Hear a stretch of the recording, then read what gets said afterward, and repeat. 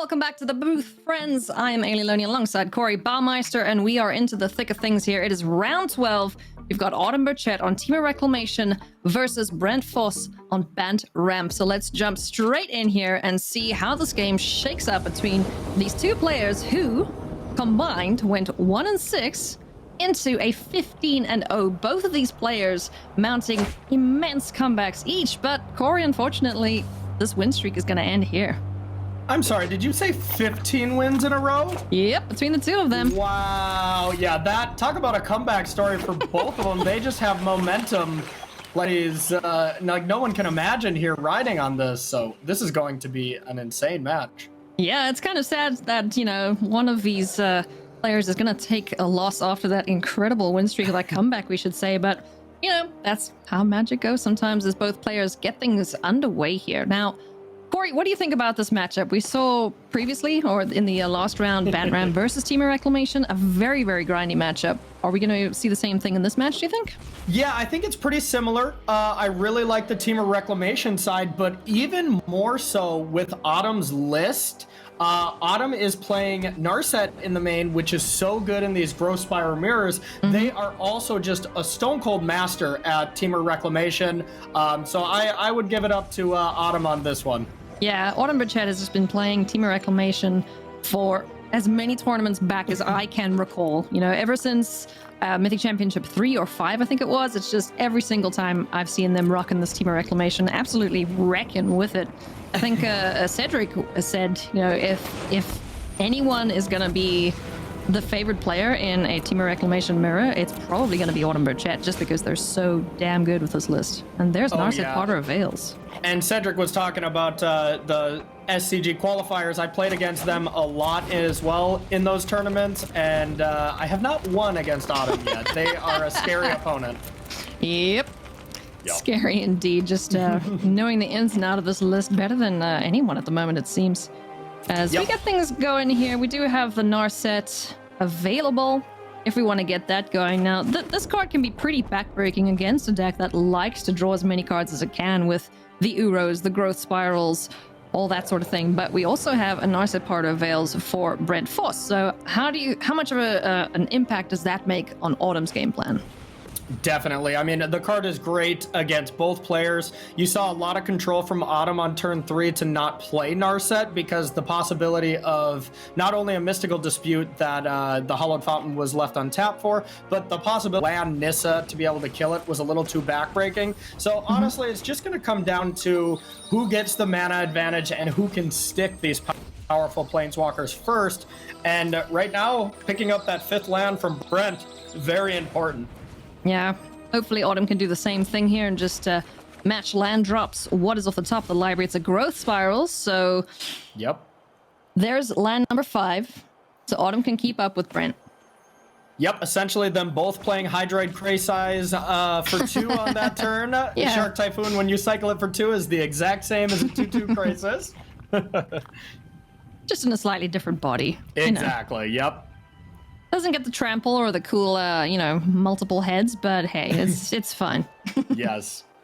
All right, so now these two flying creatures just kind of staring each other down. Any reason to attack here or just hang back? I think either way, if there's an attack, there's probably going to be a block. If there's not, there might be attack on the other side and a block. I think it doesn't matter a ton what is done here. Yeah, we'll just have to see. Yeah, I guess Autumn has the advantage where, they're not in the situation of, I can die all of a sudden on the next turn if my opponent untaps, because there's no Wilderness Reclamation or Explosion on that side of the table. Exactly. But for Brent, it might be a slightly different thought process. Exactly. Decides to trade off here. I think I like that. So now where do we go from here? Do we have our third blue? We do. So we could possibly run out the Narset for Autumn with the Counterspell backup, but just passes the turn back. It's going to wait to see if Brent blinks first. Really disciplined play there, because once again, there was 1 mana open, and then Mystical Dispute would be a hard counter. Even though Autumn could fight back and force through the Narset, then we would have a turn where Brent could go Nissa, and that's just too scary. Oh, yes. So tapping out here for the Hydroid Crisis. Yep. How can Autumn capitalize on this? Just seems like mana development is very important here. Might be priced into Mystical Disputing just because eventually these 4/4 bodies, will take a chunk out of your life total pretty quickly. Oh, yeah. The growth spiral's on the stack. Were you going to copy it? Interesting. Okay. Nice. Just valuing trying to find wilderness reclamation, trying to find more land drops, more than just having a second explosion for later in the game. At that. Rewarded. Wow. They are so good. Nice. So Autumn found the opening, and it's just gonna mystical dispute this big ol' Hydroid Crisis, saying, get out of here. You can have your cards, you can have your life, but no thank you, I'm done with that. A land would be so big here. Oh, hello. The fact that we can now go Narset and Wilderness Reclamation with Negate backup is backbreaking here for Brent. This is going to be an incredibly powerful turn here for Autumn. Brent can do nothing except watch as these incredibly powerful permanents hit the battlefield and could potentially run away with the game here.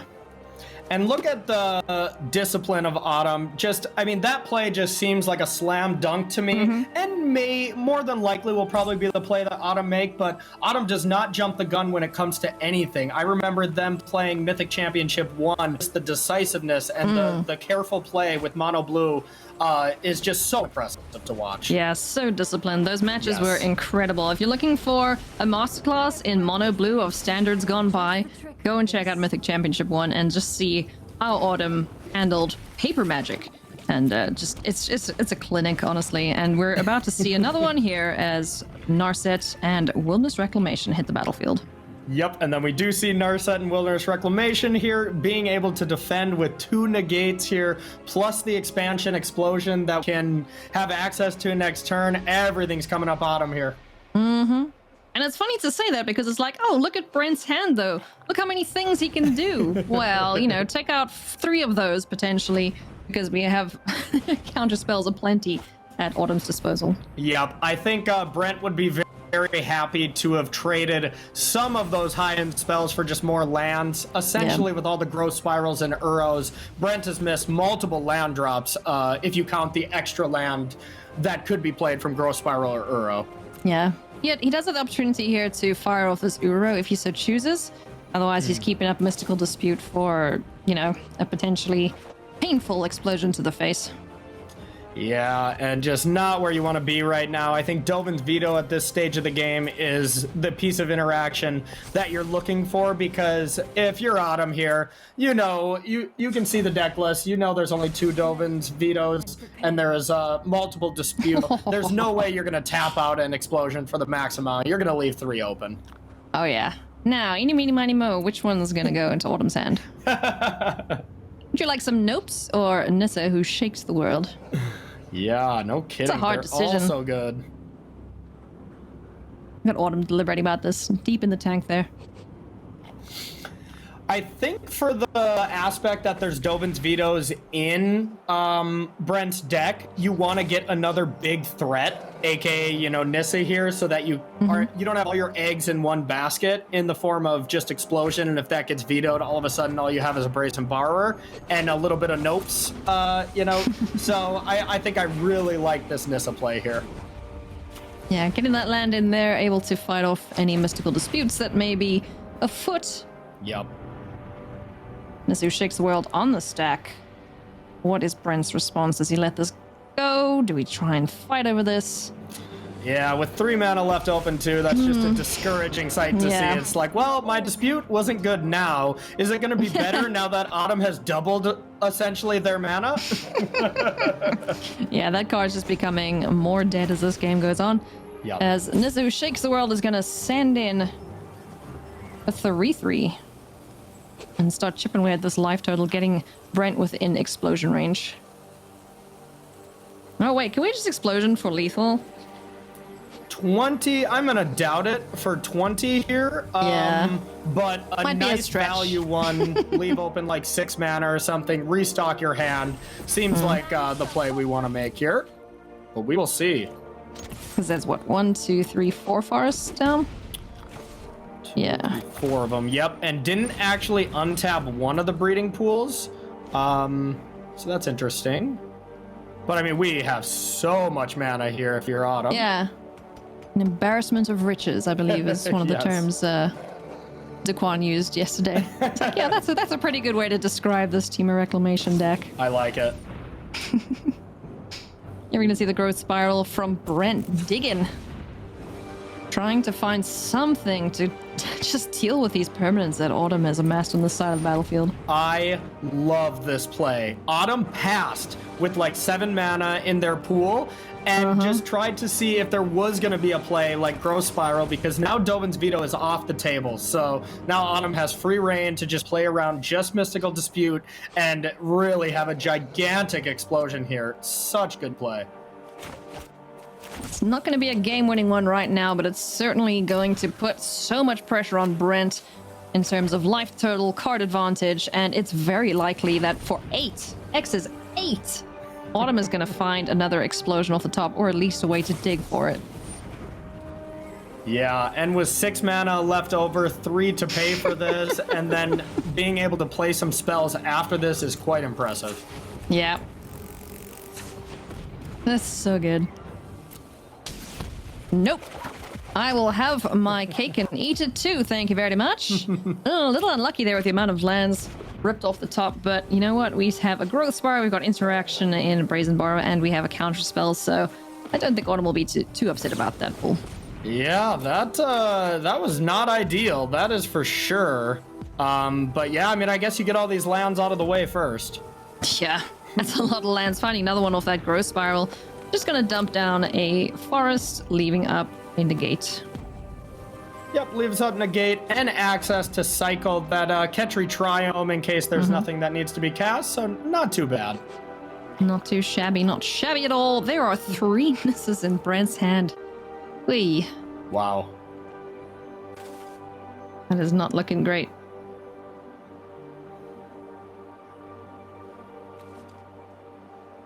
So we've got 3 misses. We've got an Uro, we've got a Fairy Time Raveler, Shadow the Sky, which is not doing a whole lot of anything right now, and an Elspeth Conquers Death.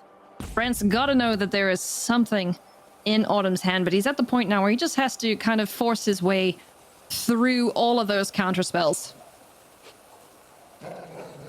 So let's see what he decides to go for here. Uro in the graveyard is also active, so he can fire that off, try and catch up in the mana department here, because he's up against a Nissa, which is doubling every iteration of the forest that is on Autumn's side of the battlefield. Opts to go for the Elspeth Conquers Death. So that's on the stack. We're going to see a negate here. No touchy, please, says Autumn. As Brent looks a little disheartened there and is kaboom! Boom. Giving the game up to Autumn Burchett.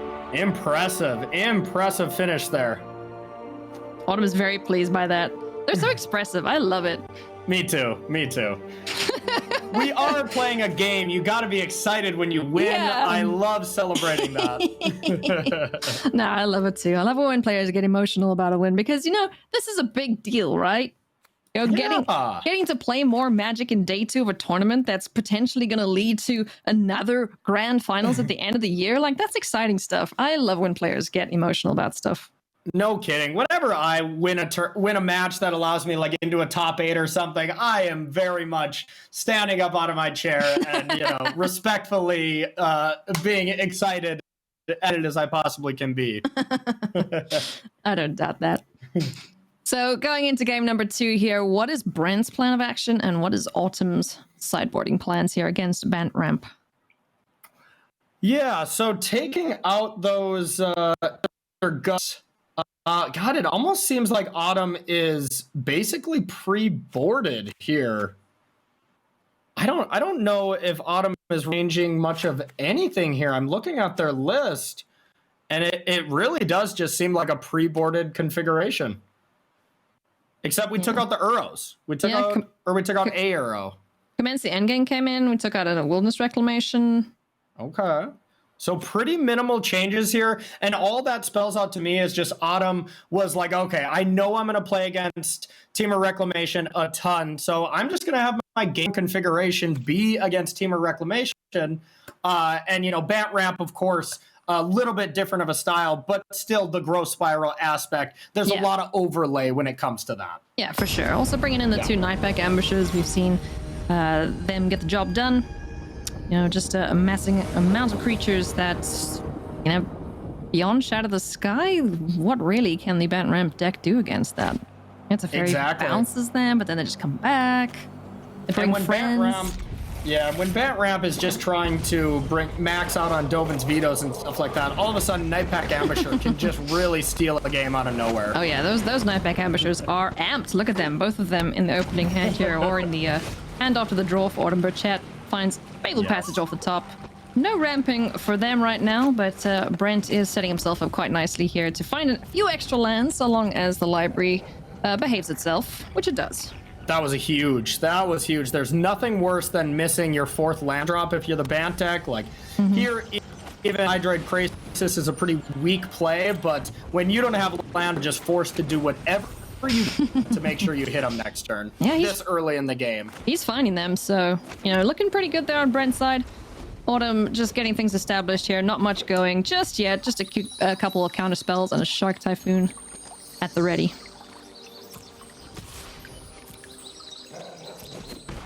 Hydro Crisis swinging on in. 2 points of damage. No biggie.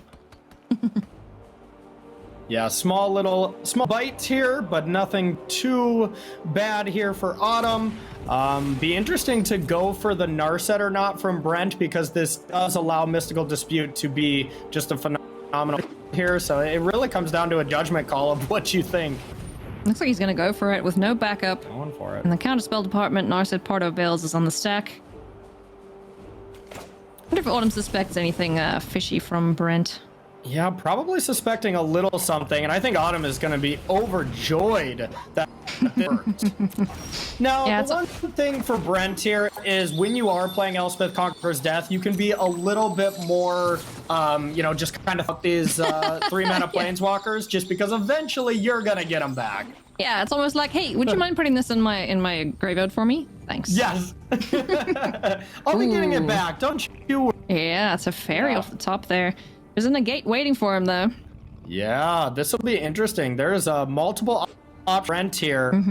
You can get a 5/5 or go for the Teferi here. It'll be interesting to see what Brent goes for. I mean, the Crisis just goes unanswered, right? So even if it does get countered, you still get the cards, you still get the life. That's what makes that card super powerful. Exactly, but Teferi does one thing very well, and that's shut down Nightpack Ambusher. Either it's gonna get countered or an Ambusher is gonna flash in, and then it gets bounced right back. So, you know, Teferi seems, if you're strictly worried about Nightpack Ambusher, Teferi seems like a play. If you're not too worried about it because it's only a 2 of in Autumn's list, then maybe time to jam a Crisis here. I like jamming the Crisis. The Crisis is going to be bigger than the Nightpack Ambushers, so, you know, if push comes to shove, just go face and try and kill Autumn as... Oh, excuse me, no, it's a 4/4. I mean, but still, you start hitting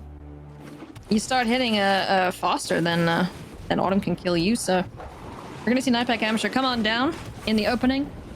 Hydroid Crisis joins the 2/2, so now we got 6 power in the air here for Brent, and Autumn is going to get some wolves to add to the wolf pack. Pretty disciplined play there from Brent, realizing that the 5th power on Hydroid Crisis isn't super relevant because it doesn't draw you another card, and says, just in case I draw a temple, I want to be able to play that, and Brent does exactly that, so pretty heads-up play there. Oh, here comes a possible trap. If this Crisis comes in, we could just drop another Nightpack Ambusher, boost it up to a 5/5, but Brent's got to be thinking, do you really have both Nightpack Ambushers here? Statistically, it's very unlikely, friend, but you know what? I'm not going to put it past you. That looks very telling indeed. So in before you go. Now, here's a bit of an interesting one. Autumn is a little bit behind in the mana department. Do we go for Uro while Brent is tapped out, or are we just sitting there waiting to get something more impactful like the Elspeth Conqueror's Death of the Teferi? Oh, this one is a close judgment call, and I really don't know what is correct here. I am definitely going to defer to Autumn's expertise because I can see it going either way. Okay, I stalled long enough to see their play. Thanks. Oh, phew. Come on, Corey. No, that's a tough one. That's a tough one because the 3/3 wolf is not really that impactful up against these jellyfish. and you got to gain some life and protect yourself against these flyers because that's already a lethal attack coming next turn. So Autumn has to do something. Yeah. They do have the Shock Typhoon, so we can jump in the way of one of the sharks. Go down to 2. But with a Brazen Borrower in hand, that's probably not going to happen. And I think Brent is lining himself up quite nicely here to take the victory. Yeah, this is looking good for Brent. And I mean, honestly, this all came down to what game 1 came down to is just mana advantage. And Autumn was able to really pull ahead by gaining a ton of mana for game 1. And Brent was able to do it. At one point, we looked at Brent 3 lands in hand and needed to rip that 4th land just to play that 2/2 Hydrate Crisis. I don't know if Brent has drawn a spell since then. I mean, I'm sure he has, but it feels like he hasn't. Yeah, he's just hit a nice rhythm here of land spell. So he's in a very good position. Autumn can fire off. Okay, we're going for the Nightpack Ambusher. But I say Autumn can fire off the baby shark in response. Yeah. Next turn. Leaving up the negate, but yeah, we're gonna have to see how this shakes out as we go for the 3/3 shark. Yeah. Is this a medium shark? Have we determined what the levels of sharkage are? Yeah, this has got to be at least like a 4th grader shark, I would imagine. Yeah. But with that Brazen Borrower on the other side from Brent, you got to think that is not that afraid of this and might even just petty theft this right now. Right now, yeah. While it's open and, maybe even just play Brazen Borrower as well to avoid any kind of shenanigans that Autumn may have. Yeah, I like that. Just to, keep applying the pressure, get the foot on the gas, and let's get this game over and done with. He goes for the Nightpack Ambusher instead, though. Interesting. Wow. Oh. All right. Gonna rely on Teferi to bounce that then next turn, perhaps? Yeah, that is an interesting play. Agilizing that buying Onslaught is not that big of a deal, but I think I would be under the other assumption that the 4/4 Nightpack Ambusher is not that big of a deal, even though historically that is one of the trickiest cards to leave in play for your opponent. Yeah, I guess he's just relying on the power in the air just to get through with the trample as well on the Hydroid Crazies, but not expecting Uro Titan of Nature's Wrath, I suspect. Yeah, not in love with that play personally, just because Petty Theft on the Shark is just a removal spell. Petty Theft on a Nightpack Ambusher is a band-aid, essentially. Fair enough. Here comes Uro, Titan of Nature's Wrath. Is there enough in the graveyard to get this out immediately? I'm not sure. I'm not sure, but I gotta assume it's close. If it is, though, this is going to be an interesting one. See Autumn just taking a deep breath there, thinking about, do we want to shock this land in? That's so tricky. Yeah, that is tough. If there's enough in the bin for Uro, yes, please. If there's not, maybe not. Because, ouch, in the air. If the shark gets removed, are we dead? Yeah, this is not looking good, whatever way you slice it here. Even if there are 6 cards in the graveyard for Autumn, ECD being able to cleanly answer Uro, and then Teferi. Oh yeah, we got enough mana to ECD, Uro, and Teferi Shark. And that's 9 damage, so... Yep. That's going to be enough then for Brent to pick up game number 2 here against Autumn Burchett. So let's just go through the motions. Growth Spiral on the stack. Yeah, and with the way it stands now and Autumn didn't tap out, the negate can actually hit Teferi, so I don't think it's going to be GG this turn. But yeah, still looking quite rough here for Autumn. Yeah. They'll survive a turn. Is there a way that they can get back into this? What's the ideal draw off the top of the library here, Corey? The ideal draw is probably something like that being the 6th card to get Uro back into like a Petty Theft to bounce Hydroid Crisis to stay alive, but even that just sounds miserable because you get to recast it bigger and stronger and jellier than before. Lovely. All right, Hydroid Crace is swinging on in. It's going to get blocked by the shark. So the shark survives. Gets a stay of execution. Down to 2 goes Autumn. This is getting very, very close indeed. We have to find something off the top of the library here. That's petty theft. Hello. Or that's brazen borrower, but... You called it. Yeah, I mean, that was step 1. That is like the for sure out that Autumn needed with the configuration of the deck. I mean, that was step 1. We need to have that in some way. Yep.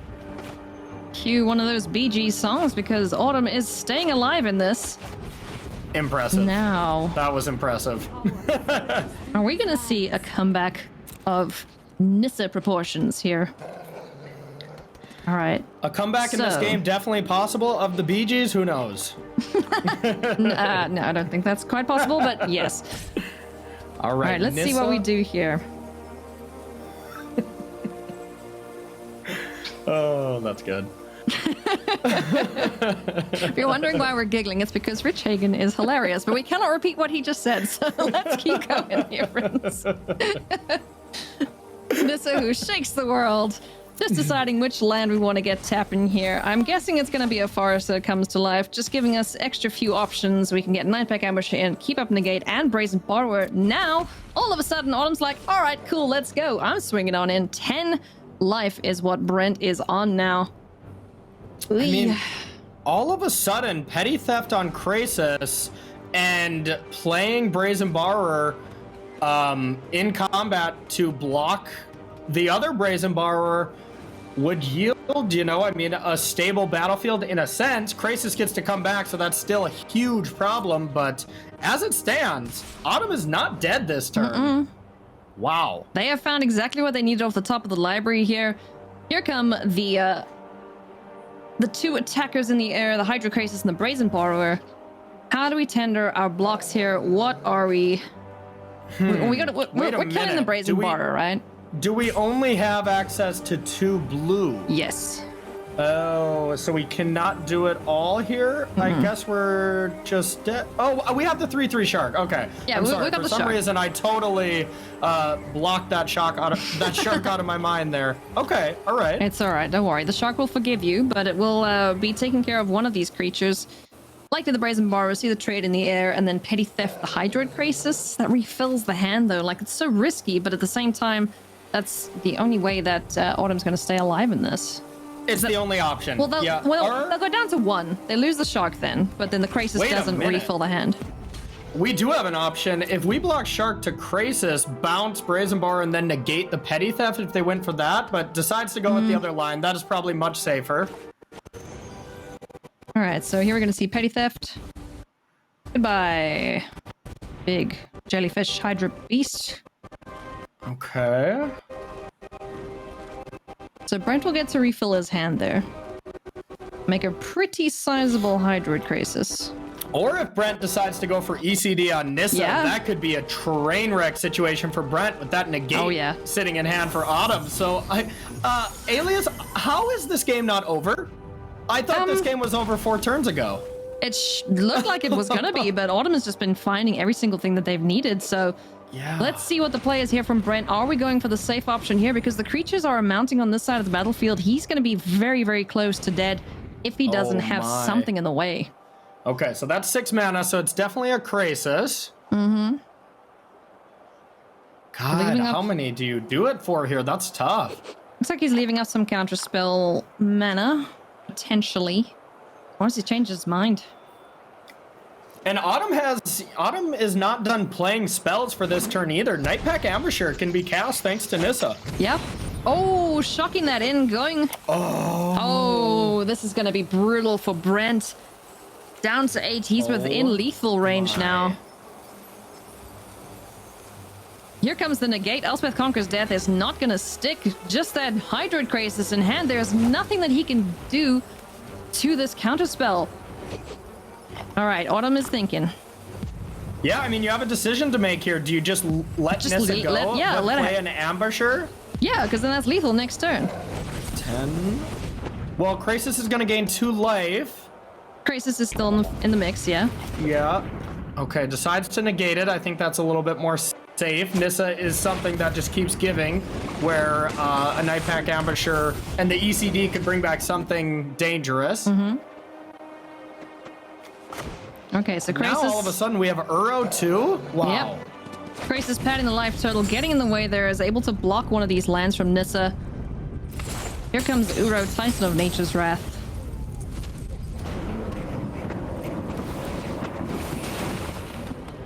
Let's see what we find. It's another shark. Wow. Wow. Oh, Don't man. call it a comeback. Autumn never left, I guess, huh? All right, now let's just go swinging, yeah? Just pick up one of those lands. You don't need all of them. Autumn once again just putting on a masterclass of never giving up, even though this game looked basically unwinnable. They played to every single out, got rewarded when we drew Brazen Borrower, and had it. They put themselves in a position to get lucky and did. All right, now Brent finding Brazen Borrower as well. So what can he do with this? Can he now get himself back into a winning position here, which Autumn seems to be? Like, we thought this game was going to be over, like, what, 6 turns ago? But nope.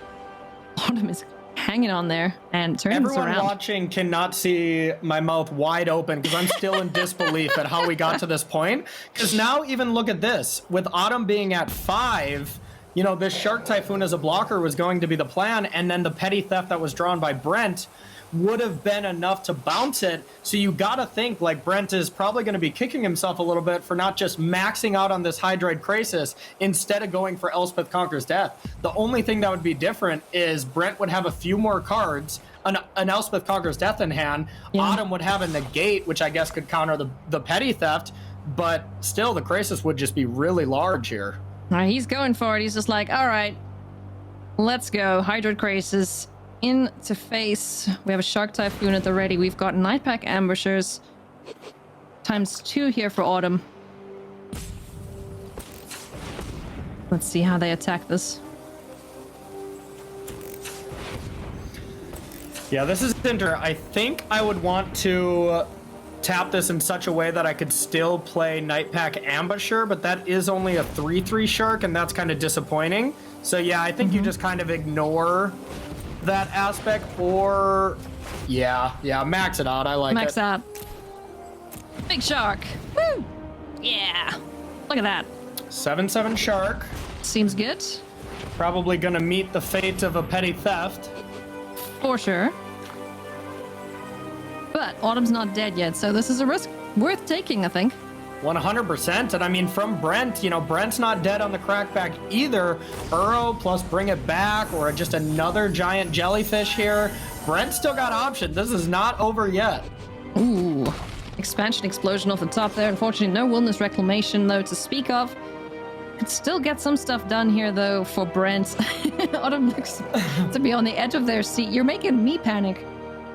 This is insane. And I mean, we kind of have a wilderness reclamation. Nissa is doing its best wilderness reclamation impression here. For sure, yes. Doubling all but the island, and steam vent. All right, so what's the play here, Corey? Uro or Krasis? If we got 6 cards, if we got 5 cards in graveyard, I start with Uro because that gains me 6 life, draws 2 cards. If there's less than 5 cards, which we cannot see right now, and I haven't kept good enough track, I think you just max out on a crayfish, on a Krasis. But that is, sorry, that's what I call it on stream all the time. But yeah, I love it. Well, the Hydroid Crayfish coming in hot. Yes, it's gonna be just a 4/4, but 4/4s are decent. 4/4s are decent, but you gotta think at some point how this game would have looked if Brent just said, instead of the attack all button, the add all mana, cast a Krasis button, the QQ, I guess, of Bat World. Because we're getting value, but Autumn has been maxing out on every single piece of value. Oh yeah. And Brent has been a little more conservative. Mm-hmm. Whoa, Deputy of Detention, eh? Interesting. Whoa. Haven't seen you in forever. No kidding. Uro down on the battlefield, draws that Deputy of Detention, goes into the graveyard, Growth Spiral at the top of the library. What can Autumn get done here? Probably win the game. That's probably going to be the best play here, would be my assumption. I think with the explosion and all these attackers, I'm trying to do the math now, but I'm pretty sure this is just it. Yes. 13 mana, so that is an explosion for 9. If you attack before blockers, explosion for 9, that puts Brent to 6. We have this many attackers. Autumn has done it. Absolutely incredible. Down to 1 life was Autumn Burchett, and here they are now swinging in for lethal against Brent Foss. Getting a little unlucky there, perhaps. Making a few decisions that just came back to bite him, unfortunately, but Autumn Burchett just going absolutely all in here. Here's the explosion. I mean, heck, let's just get the crisis out the way, and we're just gonna make you very dead. But you know what? I like going face, so big ol' explosion for 11. Look at Autumn. I was already looking at the deck list to see how Autumn was going to adjust for game 3. Don't do that. Never do that, Corey. Look how excited Autumn is. What an absolutely amazing comeback there. Congratulations to Autumn Burchett. Oh my goodness, that was insane. That was unbelievable. That was one of the best comebacks I have seen of this entire tournament. Insane. Congratulations to Autumn. Just a masterclass. Well, Cedric said it. If anyone is going to show you how Team of Reclamation should be played, Autumn is a player to do it. We're going to be right back after this short break, friends. Thank you so much for hanging out with us. We will see you after this very short break. And let's see what he finds. This could be it. If he hits well off of this collected company, there's a good chance that Ken will not be able to come back. It's like Selfless Spirit plus detention, deputy detentions. That's. I decided to go for Spell Queller instead. Okay, a little bigger. More toughness. Yep. In case he's able to counter the activation by giving the Alcide hexproof. All right, looks like Karametra's Blessing, though, is going to save. It's only a 3/3, though. He can't actually... Yeah, he's offering a trade effectively. He did, but it looks like Kenta says, sure, I'll just take it, I guess. Oh, wait a minute. Yeah, 3/4. So it has indestructible and +2/+2. Right, okay. Ken Yukihiro is at a very high life total. Remember, the Alcide has lifelink. So the hit before and the 2 cents have given it that. In the graveyard was Sentinel's Eyes. And if we are just going to straight up race, it will work. Oh, but there's an Abelgast Herald to tap it down. This is the type of sequencing that Kenta Harane needs to just win without Ken really getting to interact from here on out. Okay, so that resolved. That is the Alcide being tapped. Now he can fire off the Selfless Spirit because he has Rattle Chains on the battlefield. I assume he can't put 18 power in the air for next turn. That seems like a lot, but who knows? So each of those is 3. So if he draws another Lord, his best bet if he draws a Coco into 2 Lords, it's lethal. Then that would be, yeah. But barring that, it's 8, 9, 10, 11, 12, 13. He's at 14 right now, so a Lord is lethal. And that looks like a Lord. There it is. Supreme Phantom.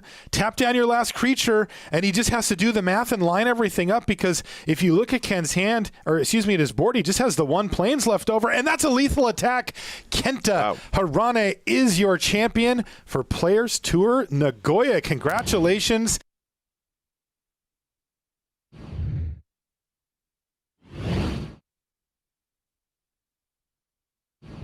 So we've got some mulligans here, Martin. Jensen is going down to 5. Burkhart's on 6.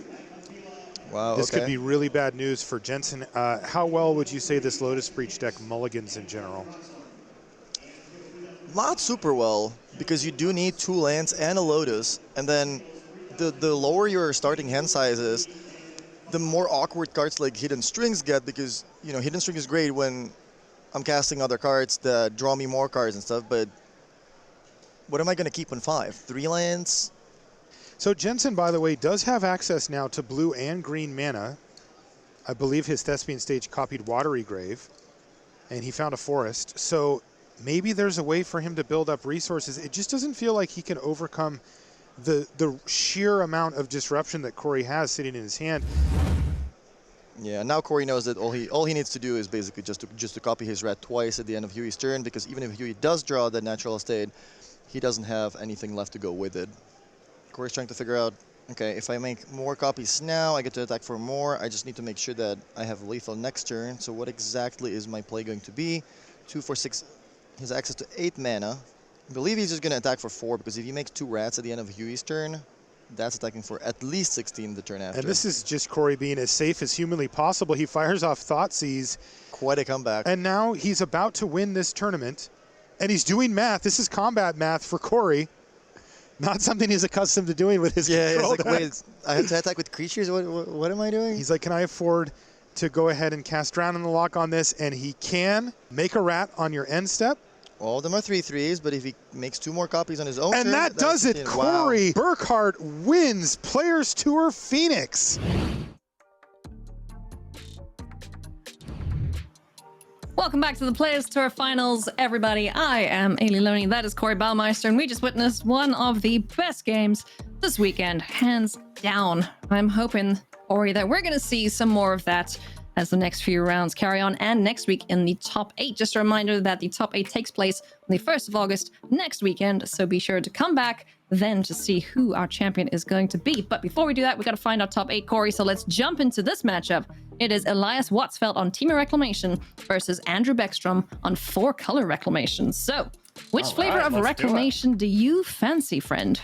I fancy the straight-up Teamer Reclamation side. I don't know. Maybe I am, you can call me an old-school player, or just maybe an old man. I haven't decided yet. But I just like the smooth, consistent deck. It's so powerful already. I think making the mana base worse just isn't worth it enough, mainly because of Shark Typhoon. If Shark Typhoon didn't exist, I think the interaction with Teferi Time Reveler shutting down the deck would be enough of a reason to play 4-color. But with the fact that you get to cycle these sharks and attack anyways to these Teferis, I don't find it to be that big of a detriment to not have white. Yeah, Shark Typhoon has definitely been a boon for Shark Typhoon. Anyway, ignore me. How about a shark harpoon? Oh, please don't. No, that kills the shark, Corey. Come on. Anyway, so yes, that card's been very, very good against the Teferi matchups. So I still maintain you think 4 colors is too cool for you. But, anyway, let's see how this game shakes out. We got Growth Spiral in hand there for Andrew, and no 3rd land for Elias. Yikes. Yeah, it was already on the mulligan. I agree with Elias's keep there, but sometimes there's just nothing you can do when you don't draw ways to ramp, and maybe your opponent does, or you just can't hit that key land drop. But a very big draw step there with that Triome. Yep. He is still able to defend against, any ramping from Andrew Beckstrom with the negates and the mystical disputes. Still hasn't found the land, though. He does have Uro in hand, but yeah, this is not looking super hot here for Elias Watsfeld. One thing I want to point out here from Andrew Beckstrom, look at the restraint from waiting to play Growth Spiral until Andrew can pay for Mystical Dispute. Knowing that Elias Watsfeld was missing land drops, that there had to have been some disputes in hand, didn't want to throw away the free value of Growth Spiral, and it is just such an impressive heads-up play that not many people make. Yeah, very, very disciplined there. He can identify that Elias is struggling here. Again, no 4th land. This is going to be an absolute train wreck here for Elias Watsfeld. Another land not found off the top there, just Uro in hand and the counter spells. So at this point, it's looking all Andrew Beckstrom. Yeah, and now the sharks are coming. When there's a 5/5 shark coming, when you're only at 3 lands, that is very discouraging. Yeah, this is not great here for Elias at all. And now it's just a case of when he decides to scoop him on up and head to game number 2. Yeah, this game seems to be just as good of a game as that Autumn Burchett Brent game we just watched. Super close. All right, maybe not. You're so funny. Nope, not at all. Not at all. A little bit of bad luck there. Corey is lying. Don't believe him, friends. Yep. That's a go-to phrase in my household, that's for sure. There we see a very, very quick game 1. Andrew Beckstrom just dumping lands down on the battlefield and, getting the man advantage. Way too far ahead there for Elias to catch up. So now he's just got to shake it off and focus on game number 2. What is his plan? Yep. Unfortunate situation for them there. You know, I mean, Magic is a game of variance. Sometimes you just don't draw the lands, but looks like we are just going to get these Night Pack Ambushers in here, get some Brazen Borrowers, maybe commence the end game. I would assume that comes in. Discontinuity is an interesting one. Wait a minute. Is that Awakening of the Vitsugazi? Yeah, you like 9/9 hasty lands? I like 9/9 hasty lands. I don't know exactly what that card does. Does it put 7 counters on a land, so it's essentially haste, right? Something like that? I think it makes a 9/9 if I'm not mistaken, but I could be wrong. Wow, that is really interesting. That is a really interesting card to play. I remember picking it up in draft and being like, yeah, this seems good considering it's instant too. Yeah, no kidding. Crazy. That's a nice flash blocker for you there. Yeah. Blocker, I'm going to hit you in the face with it next turn. Of course, I should know. Yeah. Discontinuity does come in though. That is a card that I just really haven't explored too much. Just, it doesn't seem that good to me in a world where there is so many mystical disputes that, you know, playing it during your opponent's upkeep is obviously where it's going to shine the most because you just absolutely end the turn. It essentially does its best Time Walk impression. But when it's 6 mana and it's blue, you know, it walks right into Mystical Dispute all the time. That is true. You know, you got to pick your spot when you want to do that. I like to think of it as a big reset button. It's like, oh, there's things in the stack I don't like. Whoop, nope. Thank you. We're done. Let's do another thing. Yeah, I mean, when we're in a metagame full of nopes, this is the ultimate nope. It says no to not only spells, but like actions you can take. So. Yeah, this is one of the only things that can interact with Dovin's veto. It's like, nah, I don't think so. yes, exactly. So I'm seeing no green mana upstairs from Andrew Beckstrom here, but we got a dispute. You know, we got some stuff to cycle through, but that is definitely something that he needs to correct pretty quickly. Oh, yes, indeed. Otherwise, his hand is kind of not great, to put it politely, but does find the green with the Temple Gardens. So we've got Teferi online, we've got Growth Spiral, and we have Uro available for us. Some people would be inclined to jam a Teferi here because you have Mystical Dispute backup here, but Andrew Beckstrom really thinking that, you know what, if Elias had a Mystical Dispute, I could dispute back, but they would have the 3 mana to pay for it. So a really heads up play to not go for it there because it doesn't work the way you want it unless they only had 3 mana available, then the Mystical Dispute would be able to protect it. Yeah, oh man, that would have been so tempting to rock that Nissa there without any counter spells in hand. It's just like, do it. Oh, no. Oh yeah, that would have worked too. That feels bad because, you know, you can't really recommend that play, but it would have worked there. Yeah, for sure. But, you know, when you're looking at a player with 5 cards in hand, you're just like, yeah, they've got to have something, right? Exactly. That's why Magic is great. You know, us with perfect information, we're like, why didn't they go for that? But when you're down in the trenches, everything is so different. When you look at a deck list and you're like, wow, they could have 7 cards to deal with that right now. I should probably not go for it. Yep. That's the correct play for sure. And, you know, yes. Andrew, he's got the advantage here as he is up a game, so he's able to, you know, be a little bit more, I don't want to say reckless, but take a few more chances here and there and just try and get this win as he gets this massive shark. Well, not massive. It's a medium-sized shark. This 4/4 down in the battlefield and start getting in some damage. Yeah, it's a high school shark, I would say. It's getting older. So what's a college shark then, huh? Probably a 5/5, yeah. Okay. All right. This is Corey Baumeister's ranking of shark sizes. Yeah, didn't you get my email of shark sizes earlier? I can resend it if you need, Alias. I didn't, but okay. All right, here comes that negate. Yeah, Teferi did get the negate though, and nothing to defend against it. So what does this say to Elias Watsod now? Does this say, okay, you don't really have anything in hand, do you? Or is he thinking, all right, maybe you have another one? What's going through his mind? Yeah, it could definitely be the sense that Andrew could have a Mystical Dispute because there was still 3 mana left open for Elias. So I think that's something that I would put Andrew on. I would not be putting him on no counter spells, no interaction. But that is one of the signs of not protecting Teferi because Teferi is that big and that important. But look at Elias's life total already. I mean, we just saw these little value sharks, but all of a sudden we're taking huge chunks out of Elias's life total already. Well, sharks do tend to do that, but he's going to answer these flyers with his own shark, a 5/5 this turn. does put his defenses down here now, though, allowing Andrew Beckstrom to run out two very powerful threats in Uro, Title Nature's Wrath, and either Teferi or Wilderness Reclamation. This is going to be bad news for Elias. I mean, I'm jumping up and down if I just top deck Teferi to deal with a 5/5 Shark here. I think you just slam that. Great idea. That was a huge pickup. Hold that thought. Move that Shark. Draw Let's that card. slow that down. Teferi, we give you so much uphill, don't we? So one thing I want to point out right now, I don't know if we're for sure going to see it, but a line that is available, if there's a few ifs in this situation, but if Andrew Beckstrom does have 6 cards in his graveyard and Elias taps down enough, we could easily see Uro, Titan of Nature's Wrath, Kenrith, Haste, boom, attack with both. We have enough mana to do that. With that breeding pool. So I don't know if it's going to work out that way, but Andrew has to be putting that together right now as well, thinking like, okay, if Elias goes, a little bit too sorcery speed without killing Teferi and without leaving up any interaction, this could be game over. It could well be. So Elias is deep in the tank here, thinking about what he wants to do. Teferi is so tempting to get off that battlefield. Can do so, but opts to go for the commence the endgame, refilling the hand a little bit. Oh, no. Oy vey.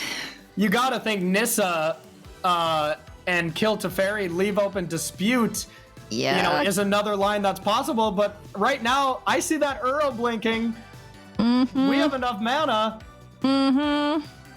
Corey, I think you know what's coming. Wait a minute. I guess, what do I know? Oh. I guess it wouldn't have been lethal, to be fair. Just because the Kenrith wouldn't really want to attack anyways, but the Uro with haste would. But I mean, just Kenrith being able to untap all these lands, draw a bunch of cards, very effective as well. And now you can actually protect against Nissa. So, okay, Andrew's line is better. I'm shocked. Well, we got to call it how we see it. And if there's multiple lines available, I'm glad that they take the better ones. Yes, me too. Oh, this is smelling a little dangerous, though, as Kenrith can put counters on himself here. And we're going to see the concession there. I think perhaps Elias forgot about that ability of old King Kenny, and he will not kill Kenny in this round. Andrew Beckstrom is the winner. Congratulations to them. Corey, my friend, what do you think of that match? Yeah, I mean, Kenrith's green ability to put a counter on something is probably the mode that we have all seen the least. Yeah. So I can see that being something you forget, kind of like a Narset static ability or a Teferi static ability. So a little bit of a misstep there, but Kenrith was probably going to do the work, even if that 6/6 was able to connect with Teferi. So Kenrith unanswered. Just too difficult to deal with, but... My friends, that is going to do it for myself and Corey in the booth. Thank you so much for hanging out with us as we watch some really, really good Magic here.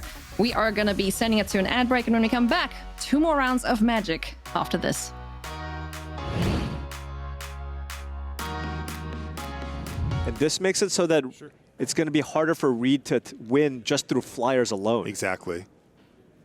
It also means that cards like Exclusion Mage are no longer lethal, right away. Right. So now Reed's going to have to look for Entrancing Melody or an additional copy of something like a Mistcloaked Herald to get back in. But he doesn't have a lot more draw steps left because Autumn is getting close to the point where they can start attacking with that Tempest Djinn. It's 7 power. Yeah. That would be an attack for 10. It's a Merfolk Trickster. Is this actually lethal? This is an aggressive Trickster. Well, it might be lethal. Right. 2, 3, 4, 5, 6, 7, 8, plus 7. That is 12 damage. However, Reed does have a blocker in the Merfolk Trickster, right? So the Tempest Djinn will get in for 7. The Merfolk Trickster can block. It doesn't look like a lethal attack unless Autumn has something else. Those are the 2 new creatures there that Autumn's just pulled down. 7. It is a lethal 10, attack. 12. It is a lethal attack. It is. That's just lethal. And that's going to do it. Autumn Burchett moves on to the finals, defeating Reed Duke 3-1. We knew Mono Blue was going to be in the finals. We did not know who was going to be piloting it. And take a look at the reaction from Autumn. Pure elation. And Reed Duke, gracious in defeat as well. But wow. Reed, I mean, putting up that fight, though, on a mulligan to 5. And it looked like he was pretty well ahead, actually. Yes. It was those 2 Essence captures at just the right time from Autumn that saved the game. Essence capture is just doing a ton of work there. Yeah. Wow.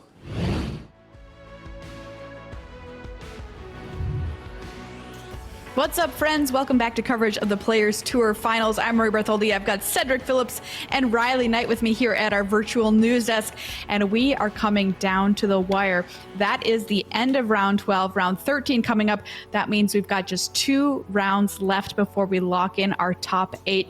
Cedric, what is some stuff we've been talking about behind the scenes as we think of players' records and as far as top 8 is concerned? Well, one thing we can tell you is that there are 2 players that look like they're going to be able to draw this round into the top 8. Alan Wu is on top of the standings right now at 10-2 with Team of Reclamation, and Patrick Fernandez looks like is going to be the pairing for Alan Wu this round, also at 10-2 on Team of Reclamation, currently in 3rd place. And so those 2 players should be able to safely intentional draw and make it into the top 8. So for you Reclamation fans out there, that's 2 of the slots. Don't know what the other 6 are going to be just yet, but that's what we've got these next 2 rounds to figure out, Maria. And we do have some heroes in the crowd. Michael Jacob on Mardu Winoda, and Raphael Levy on Azorius Control for you non-Reclamation fans out there.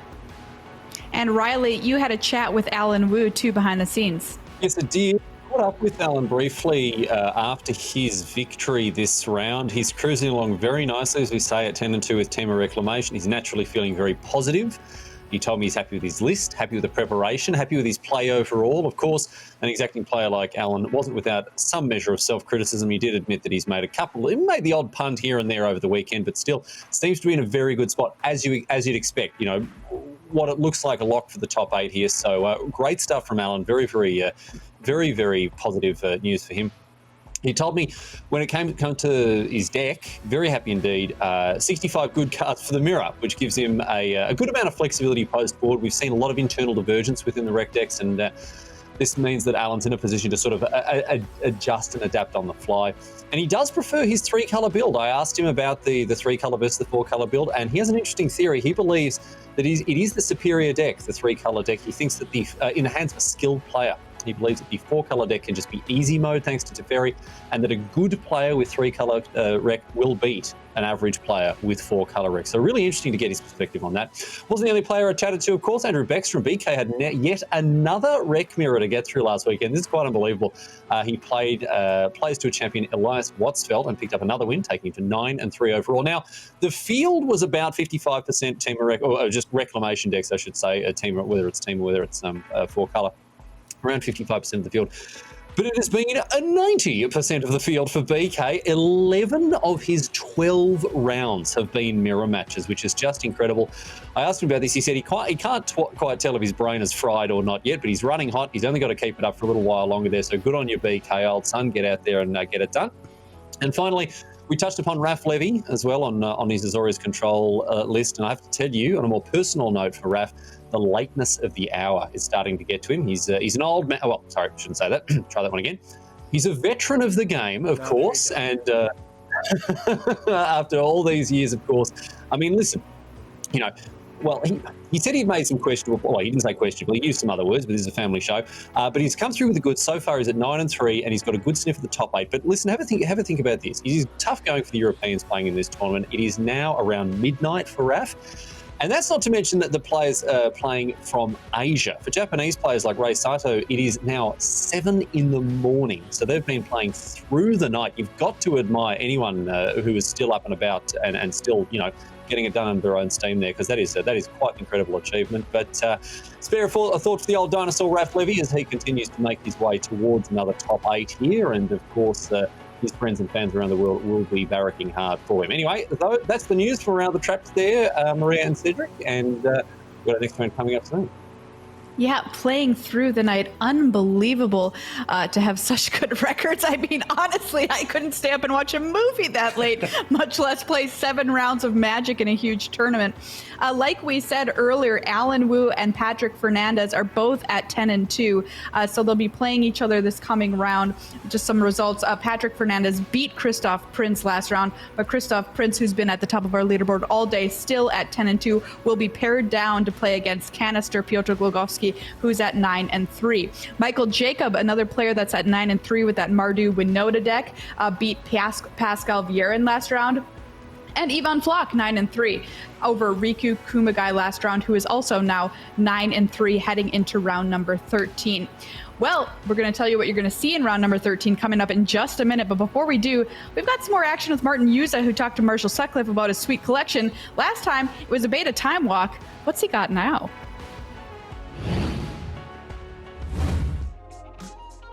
And I'm here with Martin Yuza, and another card that I know you have is one that is kind of a namesake for you. It's Juzam Jin. Yeah, that's kind of literally, that's literally just that. When I started playing Magic, my friends were telling me, hey, there's this card that like has the same name or whatever, and I'm like, what are you talking about? And there's this card. It's called Juzam Jin. Mm-hmm. So basically it's Yuza M, right? That's my last name and the first letter of my first name. So I'm like, hey, I have to get this card. That sounds really cool. So I was always like, these Grand Prix, there's a lot of vendors, you can get it from people, but I was always just putting it off. I'm just gonna get it later. Yeah, then Old School became a popular format, and everybody started playing 4 of these, and it was really, really hard to get one. So eventually I had to pick it up. It was a lot harder to get it. And as soon as I got it, I was walking back from the GP with like a bunch of stuff that I had on me, and I don't know what happened, but I somehow dropped it in a hotel lobby. Oh no! I guess that's what happened. And I tried to find it. Like I realized that a minute later. I tried to find it, couldn't find it. I'm just like, okay, well that's my bad. Obviously, I'm dumb. I should have made sure that doesn't happen. Oh, that's terrible. Yeah, I just emailed the hotel later, like, hey, I lost this one card in the hotel. I looked everywhere. I looked through the trash, like everything. Just, it just wasn't anywhere to be found. I'm like, hey, if somebody finds it, this is what it looks like. Please let me know. And then I just kind of made my peace with, not being able to find it. And then a week later, the hotel messages me like, hey, one of our housekeepers was leaving the hotel to go back home right at that time. They found it on the floor, within that 1 minute where you were not there. And they didn't know what to do with it, so they brought it to the housekeeper room, and they just put it on a shelf, and then just went straight home.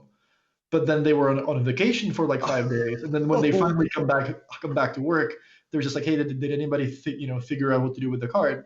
And they realize like, oh, it's somewhere here, and they're like, yeah, it's just on the shelf in that room. And they ended up emailing me. They're like, hey, somebody found it. You can come pick it up. So that's incredible. Yet again, I got pretty lucky so that the car got found. And I'm probably just never gonna end up parting ways with the card because not only is it a really cool card for me to own, but I also have a really great story attached to it right now. So Martin, thanks so much for taking the time, and we'll talk to you later. Yeah, see you later. All right, round 13 coming up here, and everybody in the feature match area is playing to get their 10th win or better. So let's find out who our head-to-head feature match will be this round. Coming up, round number 13, the penultimate round. Andrew Beckstrom, aka BK, playing 4-color Reclamation versus Riku Kumagai, my guy, playing mono black aggro. I love his deck. Let's take a look at Beckstrom's deck here. 4-color Rec. We've seen it all weekend. Wreck and face, Cedric. We absolutely have, Maria, and it's that splash for Teferi Time Raveler that is so powerful. Some players have played 3. Beckstrom is playing 4 of that incredibly powerful Planeswalker. You see the creatures, not a ton of them there in Uro and Brazen Borrower, and 2-in-1 copies respectively. Wilderness Reclamation, Explosion, of course, you're going to find 4 of those. You'll also find 2 main deck copies of Dovin's Veto to give yourself a bit of an edge in the mirror. So the White Splash, of course, was to get an edge against the Temur Reclamation decks. Earlier, Maria, you talked about how Alan Wu feels like regular Reclamation is just fine against 4-color Reclamation. I know that opinions will kind of go back and forth, but Vectrum is happy with this, and hey, he's played against a lot of Temur Reclamation and other Reclamation decks here this weekend, but not this round. It's going to be mono black aggro, and it's going to be beatdowns aplenty. Hunted Nightmares, Spawn of Mayhems, plenty of 1-drop Knuckleheads and Gutterbones, and Knight of the Ebon Legion, main deck copies of Duress, and Heartless Act as the key removal spell here in this mono black aggro deck. I know we talked a lot about mono-colored aggro decks at the beginning of this tournament and their conversion rate to start off day number 2. But mono-green, mono-white, just not their weekend. Mono-black, though, kind of keeping the dream alive for people who like mono-colored aggro decks like all 3 of us do. We'll see if this win gets them through to the top 8. I know, I'm so excited to watch this match coming up here. Before we do, let's check out our standings and find out how your favorite players are doing here heading into the second to last round here at the Players Tour Finals. Alan Wu and Christoph Prince leading things along with Patrick Fernandez, all sitting at 10-2. And the way we've worked it out, we think 11 wins locks you for top 8, but some players here believe that they can draw and be just fine. When players take the 4th loss, that's when we believe things will be out of their hands. So taking a look here, just keep in mind these players do not want to take that 4th loss, or they've just got to have it and take no more than that and cross their fingers as they wait for the top 8 announcement. But remember, 16th place all the way 1st through 16th get an invitation to come back and play in the 2020 season grand finals. So players definitely battling for those spots as well here as we round out our day 2. All right, it's round number 13 coming up in just a couple of minutes. Don't go anywhere.